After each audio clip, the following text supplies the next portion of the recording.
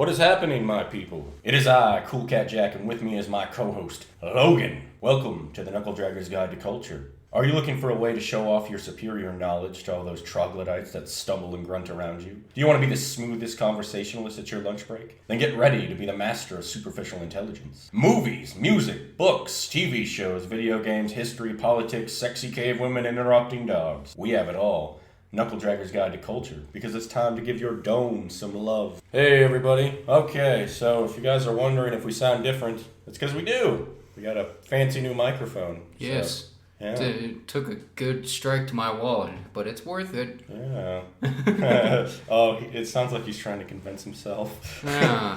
Well, anyway, guys, we don't have all the... We're going to get some dampers, so it maybe doesn't... It may have some echoing still going on, but it does sound clearer, and it's a pretty nice microphone. If you guys are listening to this, you may have seen, or, well, you don't see, but you may have heard the recording I did with the Fuzz, as we called him, which is one of our friends. Mm-hmm. And then we still have that other thing I mentioned. I'm not going to get into it here. We finished Trigun. Yeah. Oh boy. Oh boy. We have some choice words to say about that. Yeah, it's going to be... I have very mixed feelings on this episode. It's gonna be an interesting one. Disclaimers out of the way first. We're just two dudes. We're going to get stuff wrong. If we get stuff wrong, let us know. Like, comment, subscribe, please. We are going to spoil the shit out of this show. So, spoiler free, it's a futuristic, like, Gunslinger style anime about a guy who's running from his past. And it catches up to him. Yeah, it really does. Yeah. He's wanted by everybody, really. So, last disclaimer, this show is not for kids. Jimmy, please. Jimmy.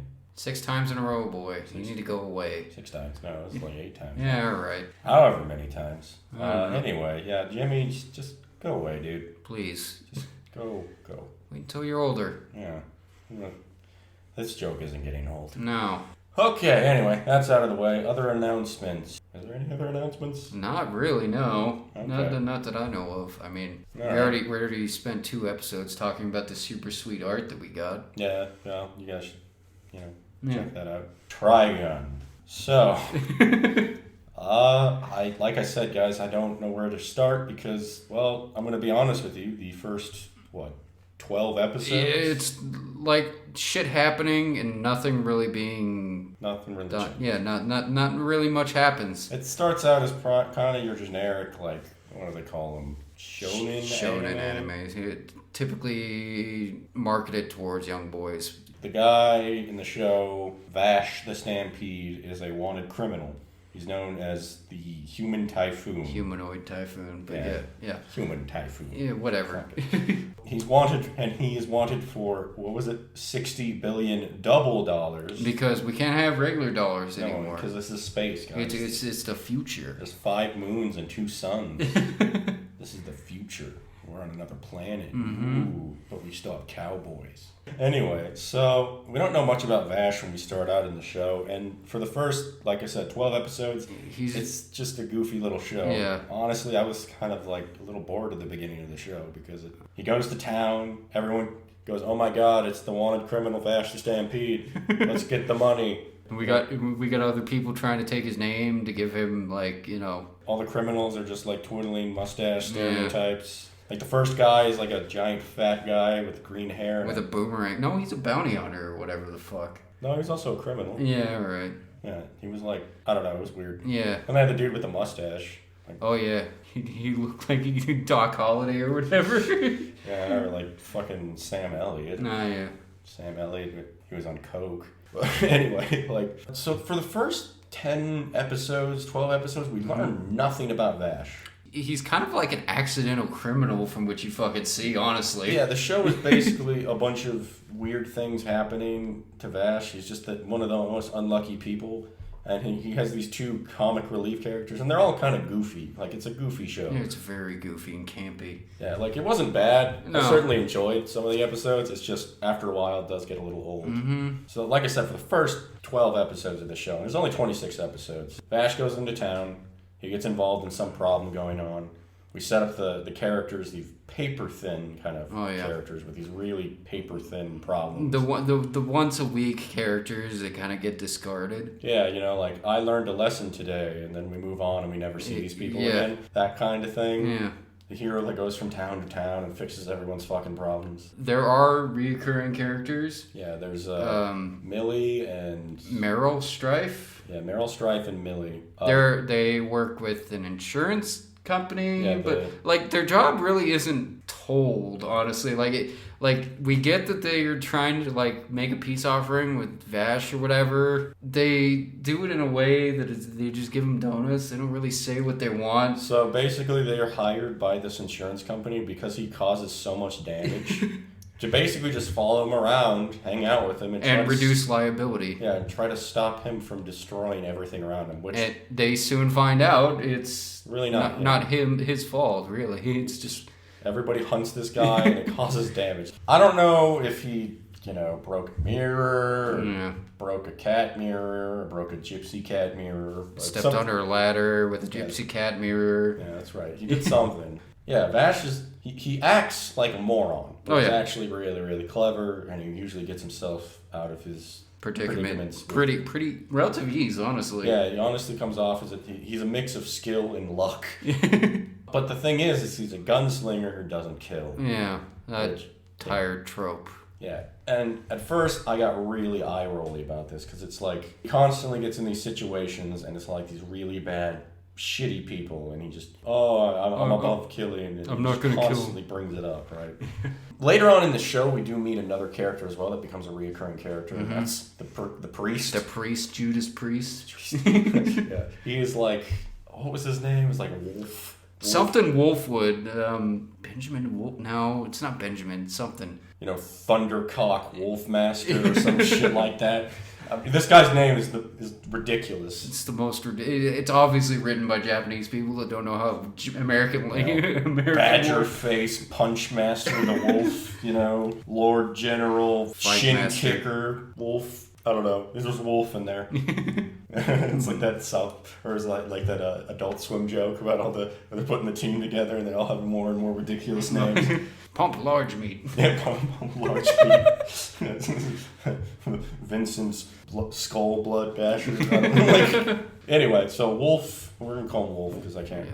He's like a priest assassin. Yeah, well, you don't really find out that he's an assassin until way later. Yeah, but I mean, the guy, you see him coming from a mile away. We've seen the stereotype's been around for a long time. Oh yeah. The priest that kills for good reasons or whatever. Yeah, so this is when the show actually started getting interesting, because this character does kill, the priest character. And he's saved Vash on multiple occasions because of Vash's stupid fucking code. Yeah, Vash, essentially, as we find out later in the show, is an alien. Everyone's an alien, actually. Well, he's a genetically modified human or whatever the fuck, because the powers or whatever, the stuff, they don't use electricity. Well, they do, but they have these things called plants that actually, it's like a nuclear power plant, but not nuclear. It's powered by these interdimensional being, whatever, science mumbo jumbo. And, apparently these guys he is one of these people, except he's given free will for some reason. So, in the beginning of the show, or later in the show, we find out that Vash and he had a brother named Blake. Knives. Naming your child Knives is just setting up them to be a fucking sociopath, by the way. He might as well just cackle every time he's on screen. Yeah, dude, Latin chanting every time he walks into a room, I mean, he's a Nazi. He is a Nazi, dude. The show starts to get interesting when we introduce this team of people that his brother has put together to, I guess, turn him from humanity. Mm-hmm. See, Knives is basically a sociopath who wants to destroy all human life. Mm-hmm. Because they're parasites. He's evil. Yeah. Honestly, the dude's just a sociopath. Yeah. This is a guy who, I think probably gets off burning ants with a magnifying glass. I mean, yeah. Yeah, he's ridiculous. It's ridiculous. He just goes and kicks puppy as a pastime. I don't... What the fuck is wrong with this dude? He's missing a twitchy mustache. And again... the Nazi fucking undertones. Overtones. Oh my god! I mean, he's a blonde-haired, blue-eyed, Ubermensch, genetically modified to be the perfect being that wants to destroy the parasites that are ruining his planet so he can create a utopia. Yeah, I think that's enough said. Needless to say, Vash doesn't follow along with his idea. No. Vash... is the opposite on that spectrum. Yeah, Vash is sort of a hippie, basically. Oh, yeah, he was raised by a hippie. Both of them were on this ship on their way to a planet. Humanity had basically destroyed Earth to the point that it was uninhabitable.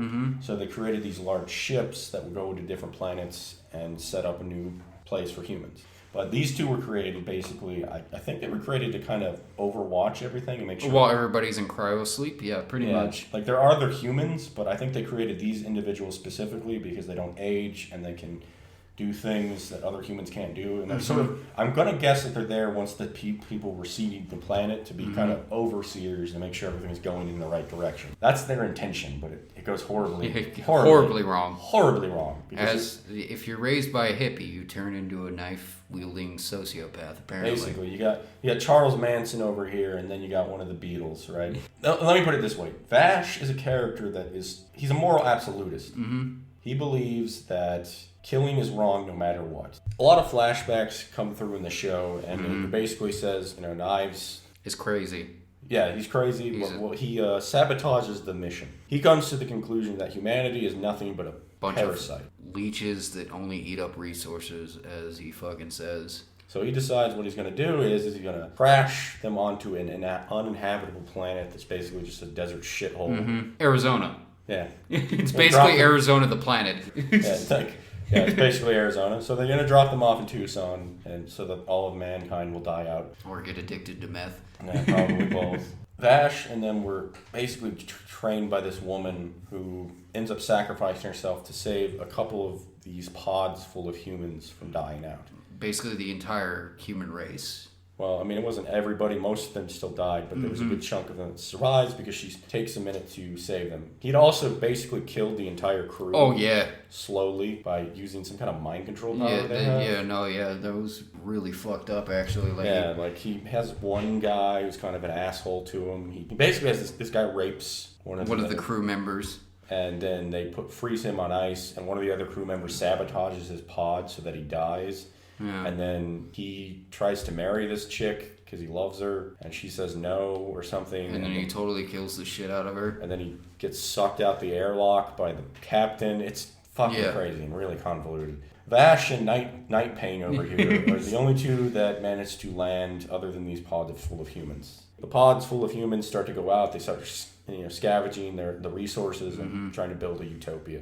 Or not a utopia, but rebuild civilization. And Knives is not happy about that. No. He wanted to create an Eden. For him and his brother, and that's it. Yeah, basically. Which sounds really fucking boring. Well, I assume he had some sort of plan as a way to reproduce more of their kind. Yeah, right, maybe. But, honestly, if you had to spend eternity with your brother, I don't think I would want to spend eternity with my brother. I mean, he's cool and all, but fuck. And for some reason, Vash's character, who is very, very weak-willed in this series, I think it's almost as if Vash doesn't have his own. He doesn't want to make decisions. All throughout the show, he never, even when he's put in that position where he has a choice between two people's lives. Somebody makes that decision for him. Yeah, he refuses to do that, even at the expense of someone else's life. And if an innocent person is often held at gunpoint, and he will not make the choice to save the innocent person. No. He's under the misguided impression that making no choice is not a choice, but it is. And that's kind of what I think Knives sets up this whole group. He has the gung-ho guns or whatever. Yeah, the gung-ho guns are set up basically to force this lesson into him that even not making a choice, you're still making a choice. I guess we can get into the different gun-ho gang members. I mean, there's not much about them because they literally show up for an episode, they get defeated, and then they die. Whether it's from... unless it's the cackling leader. Seto Kaiba with blue hair. Yeah, he's basically Seto Kaiba and fucking, some kind of weird, bit of fencing that he stuck on his shoulder pad for some fucking reason. He's got two snow globes glued to his shoulders, shoulder pads. I don't know what's going on there. And he's basically, he walked out of a fucking My Chemical Romance album. Yeah. And he's just like, life is meaningless. He has the ability to brainwash people.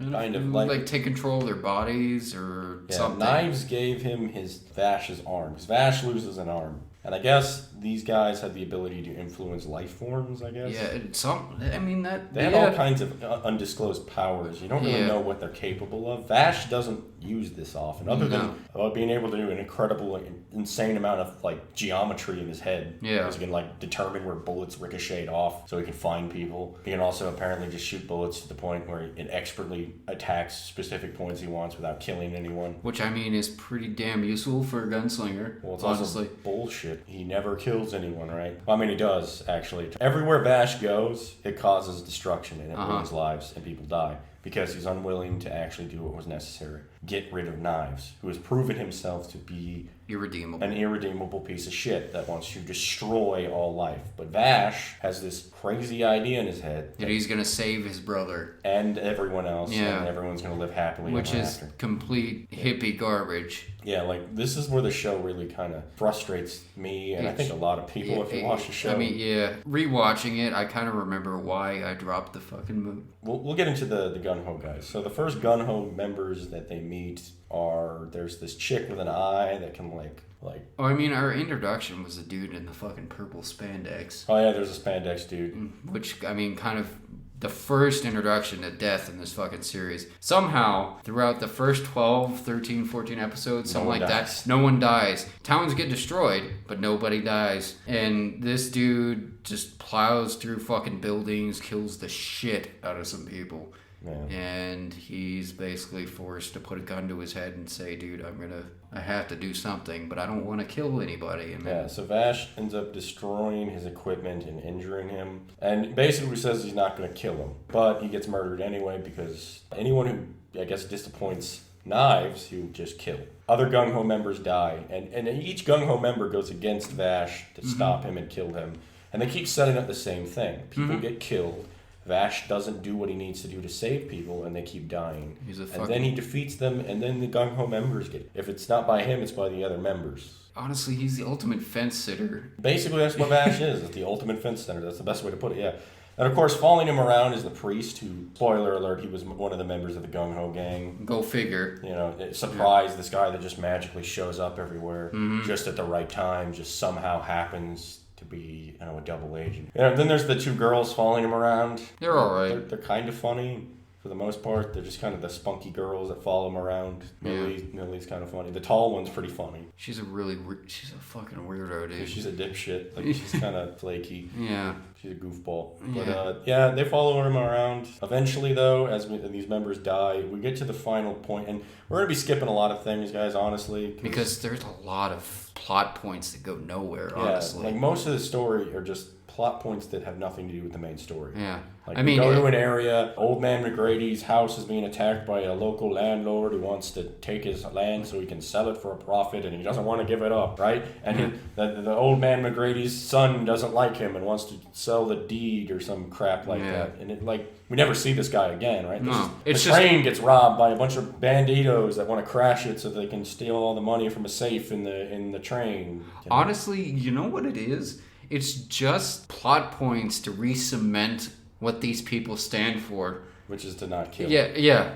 Honestly, that's what it is. They just fucking backpedal every story, and it gives the impression that nobody's learning anything, honestly. Well, what it does is I think I get why they had these episodes. I think they should have just cut them down. If they had 2 or 3 of the first episodes being about how Vash gets killed, that could have worked. And again, this show gets really interesting once we get past that, because it really does explore this idea that Vash has, this morality that killing is never okay, right? And killing is never moral. Yeah, it's always another answer. Definitely shows all the flaws that brings that too. Yeah, and ultimately, we come to the conclusion that Vash, through his inability to take a stance on this, and because he stands by this morality of never killing, he inadvertently gets a lot of people killed. In fact, the final Gung-Ho member basically puts him in an impossible situation. It says, if you don't kill me, I will kill your friends. Your friends will be murdered in front of you. And off to the side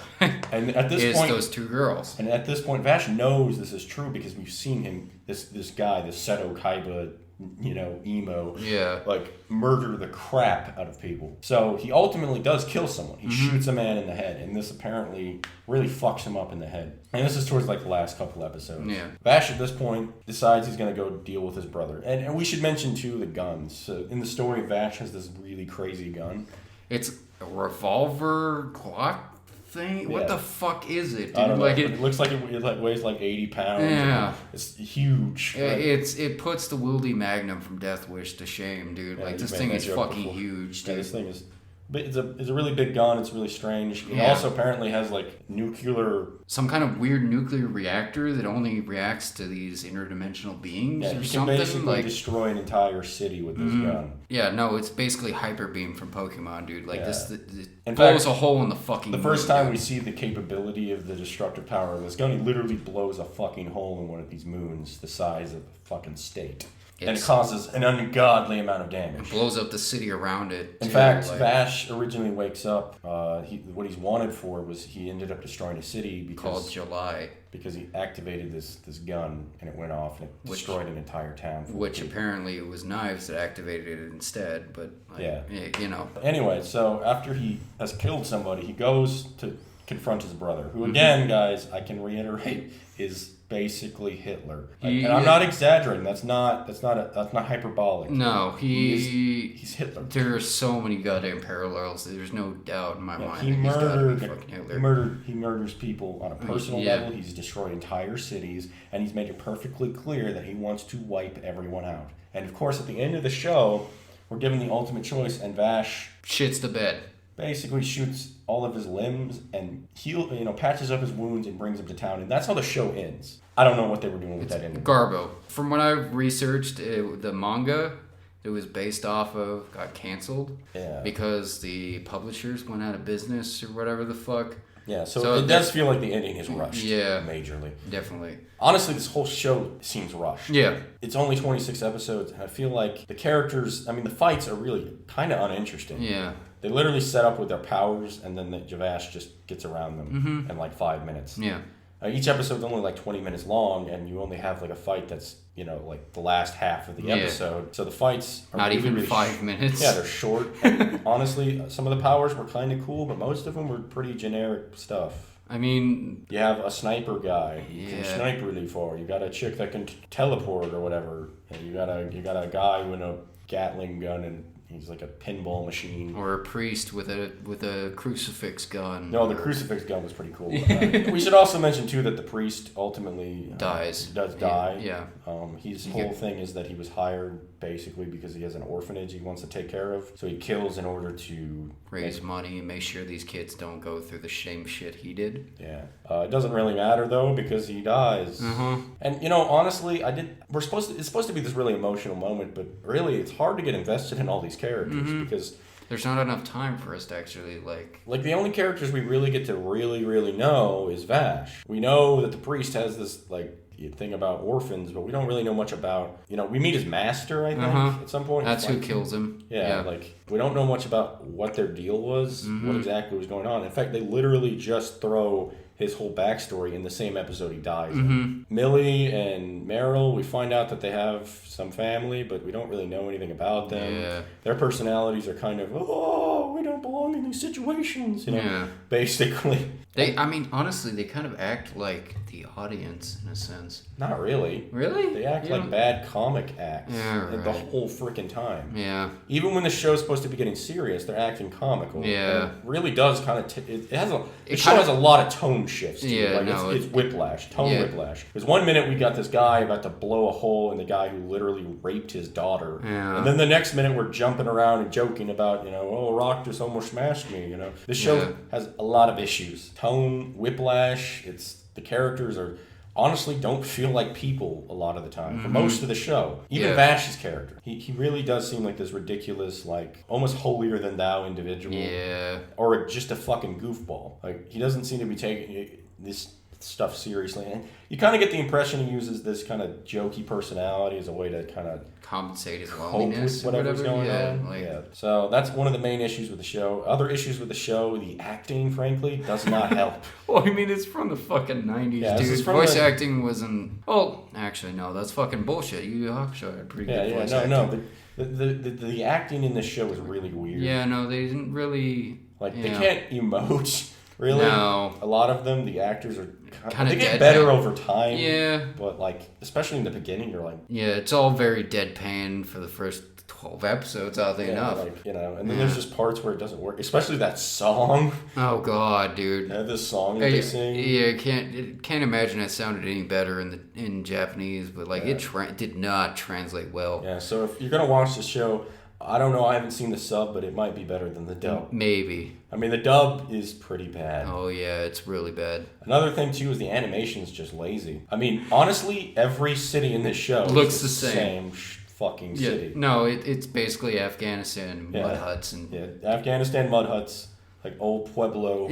Like they literally, and I'm not joking, guys. They literally just reused the same backdrop and changed the entry city name. Yeah, they changed the intro city's name with a sign, so you don't actually feel like you're going anywhere. No, this world actually feels small because it's the same place. Yeah, it's all just desert landscape. They introduce a lot of things too that just don't seem to have a point. Like they have these like weird anteater creatures that we never even Thomas or whatever the fuck. They called them Thomases. They're basically horses for them. Yeah, but they never explain what these things are, where they came from, anything about them. No. They've got trains for some reason. Yeah, steam engines and other things like that. I mean, a lot of the characters, the villains are kind of interesting. Some of them, like there's this one guy that dresses like Macho Man Randy Savage covered in neon paint. Oh, he's like like a cowboy Elvis Presley. Like he likes it when people sparkle. He calls everyone beautiful. Like, it's really weird. Like, oh god, dude, he is really fucking weird, dude. Yeah,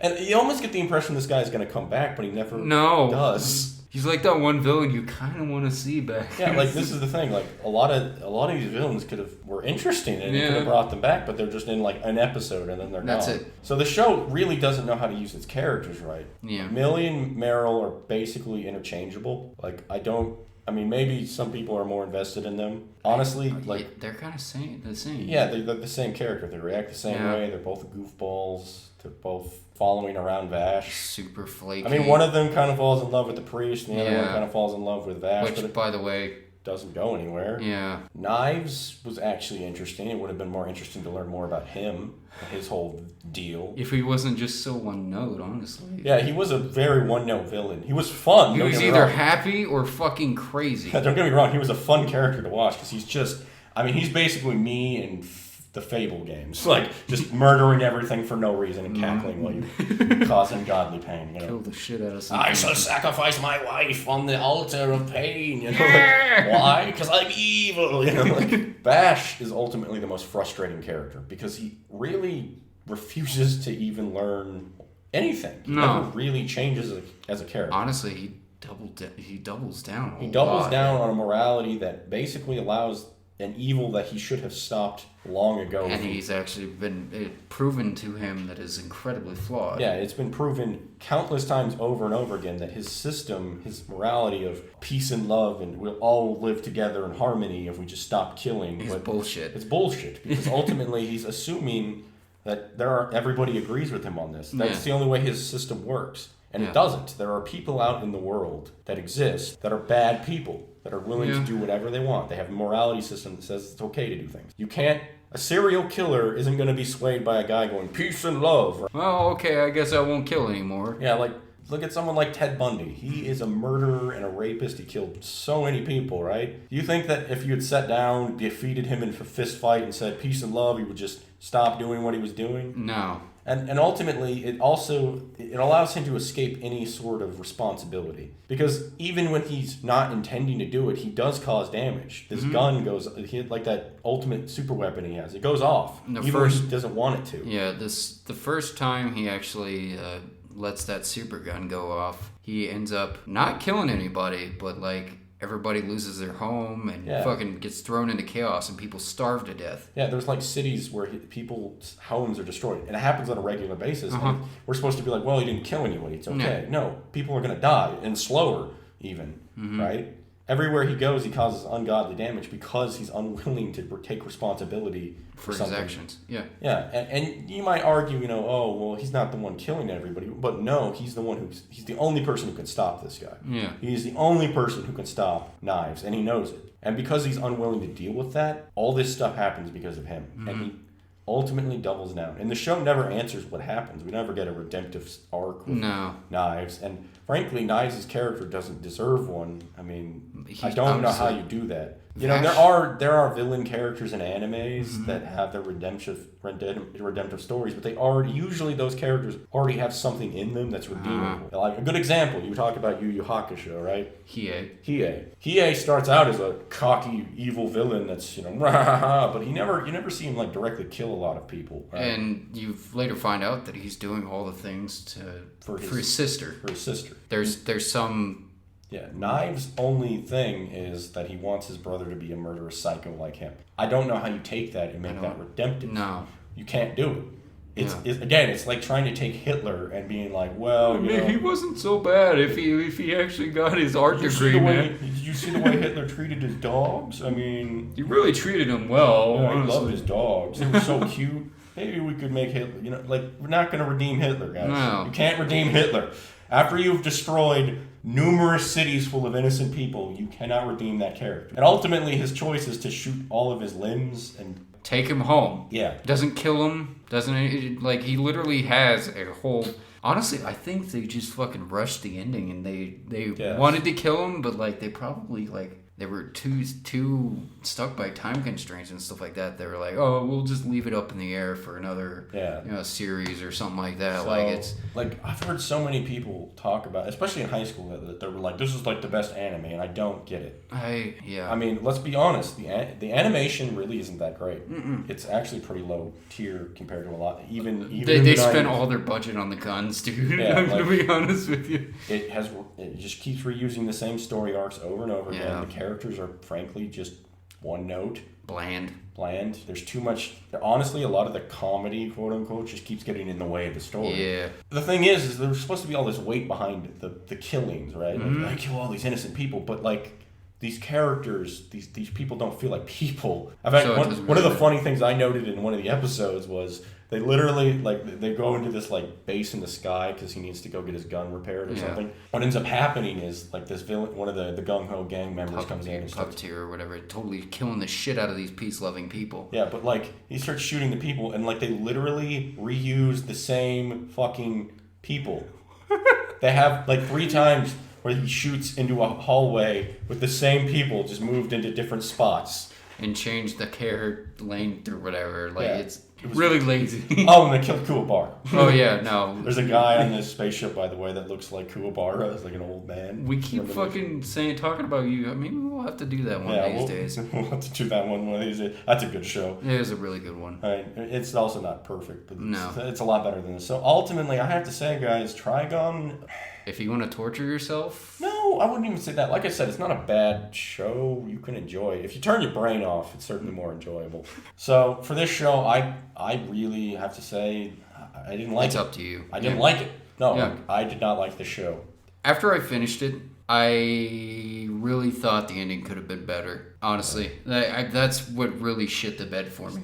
Our song of the day? You actually found this. So the song for the week... or episode is from a band called Mad Hatter, the Gunslinger. It's a interesting song. Yeah, no, you can only make out a couple words because this dude's accent is so heavy. Oh yeah, which is perfect for this anime because I guess let me just say this. I guess with the show, the problem is the show wants to have it both ways. It wants to have this character that says no, killing is always wrong, and then wants to critique that, and then still have the character come to this ultimately same conclusion, even though we've seen the faults of his morality. And we've seen that it doesn't work. So, yeah. But anyway, song of the day, Mad Hatter, the Gunslinger. And for the next episode, we are going to look at another video game, actually. It's a game that I beat, forever ago, but it's really, really good. We're going to get more philosophical, guys. Oh, boy. But If you're into sci-fi, it's going to be a great game. We're going to be looking at the Talos Principle, which is a puzzle game. It is about a robot in a virtual world. It's a pretty cool game. I enjoyed it. It's probably one of my favorite games of all time, and I'm not even really that into puzzle games, so look forward to that. So for the COVID-19, anything going on? I haven't really heard anything new since the last talk. Some places are opening up, actually, in certain states. Yeah. Arizona is going to be extending it for a little bit, and then like later on in the month we're going to start opening stuff up. Yeah, so hang in there, guys. I know we keep bringing it up, but I feel like we should mention it at least. Fuck you, YouTube. Anyway, so all of you, look forward to this episode, and again, there's going to be an episode with my buddy, or our other buddy, that me and him did for the Blair Witch Project, and then I am going to do my Bibleman review. It'll probably be out at the same time this is. Oh boy, 3 episodes. So look forward to that, guys. We got lots of stuff coming in. We finally got our new audio software. We're going to be getting some stuff to help with the sound and echoing and so stuff we're like going to that. have a new setup. I actually really like this recorder. We were listening to it earlier. It's pretty good. Anyway, everybody have a good day. Boy.